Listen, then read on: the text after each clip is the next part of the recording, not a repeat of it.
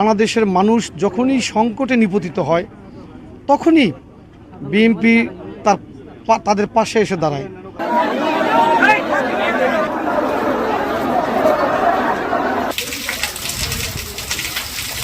হয়েছেন যে বাংলাদেশের 12টি জেলা বন্যায় ভীষণভাবে আক্রান্ত।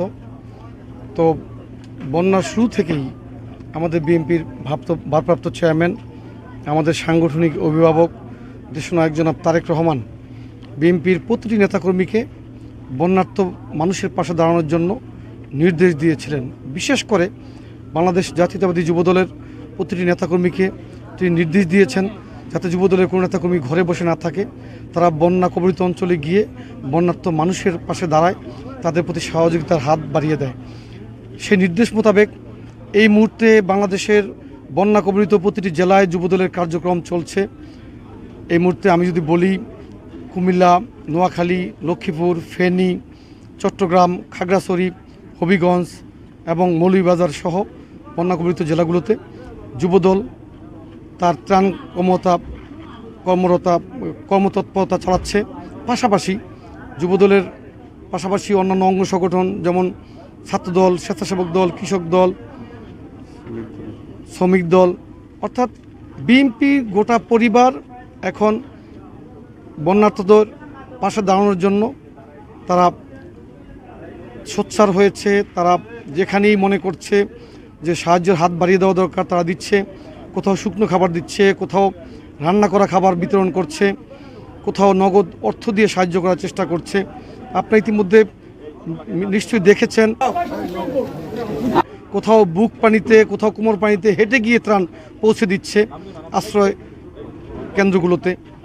যাই হোক, আমরা মনে করি বাংলাদেশের মানুষ যখনই সংকটে নিপতিত হয় তখনই বিএনপি তাদের পাশে এসে দাঁড়ায়। বিশেষ করে আমাদের দেশনেত্রী বেগম খালেদা জিয়া বলেছেন, তার একটি স্লোগান সারা বাংলাদেশের মানুষ জানেন, দেশ বাঁচাও মানুষ বাঁচাও।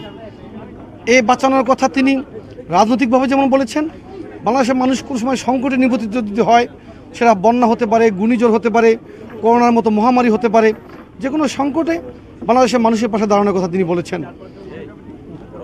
বন্যা একটি প্রাকৃতিক দুর্যোগ আমরা জানি, কিন্তু প্রাকৃতিক অনেক দুর্যোগ মানুষের কর্মকাণ্ডের কারণেই হয়। যেমন প্রতিবেশী ভারত রাষ্ট্র আমাদের সাথে অভিন্ন 54টি নদীর অনেকগুলি নদীর উৎসমুখে তারা বাদ দিয়েছে। শুষ্ক মৌসুমে তারা নদীর পানিগুলোকে তাদের কাজে লাগায়।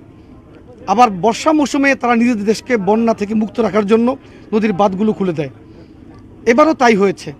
এবার যে আকস্মিক বন্যার পিছনে মূল কারণ হচ্ছে তারা তাদের বাঁধগুলো খুলে দিয়েছে, এবং তাদের এই খুলে দেওয়ার কারণে হঠাৎ করে বাংলাদেশে মানুষ বন্যা কবলিত হয়েছে এবং বিপর্যয়ের মুখে পড়েছে। ভারত আমাদের প্রতিবেশী রাষ্ট্র, আমরা আশা করেছিলাম তারা আমাদের বন্ধুর মতন আচরণ করবে, কিন্তু তারা আমাদের প্রতিবেশী রাষ্ট্র হয়েছে কিন্তু বন্ধু রাষ্ট্র হতে পারেনি। কারণ বিভিন্ন সময় তারা আমাদের উপর বিভিন্ন রকমের আগ্রাসন চালিয়েছে।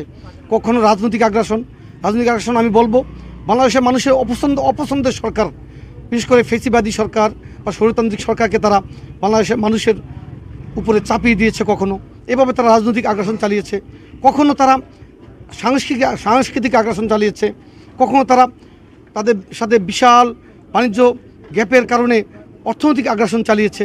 তা আমরা চাই ভারত কোনো ব্যক্তি বা দলের বন্ধু না হয়ে বাংলাদেশ রাষ্ট্র এবং জনগণের সাথে বন্ধুত্ব স্থাপন করুক।